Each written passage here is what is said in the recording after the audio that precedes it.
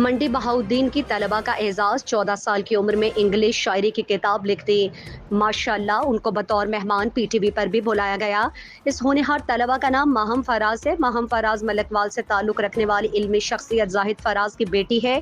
जाहिद फराज सऊदीया में जवाहिर अल रियाज international school के principal हैं। उनके वालिदा मोहतरमा जरीना फराज का ताल्लुक मंडी बहाउद्दीन शहर से है और वो मोटिवेशनल स्पीकर हैं।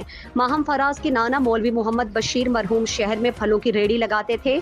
उनकी बेटी और नवासी को उस पर फख्र है कि उन्होंने हक हलाल की मजदूरी करके अपनी बेटी को पढ़ाया और उन्हीं की मेहनत और दुआओं की बदौलत इस मकाम तक पहुंचे।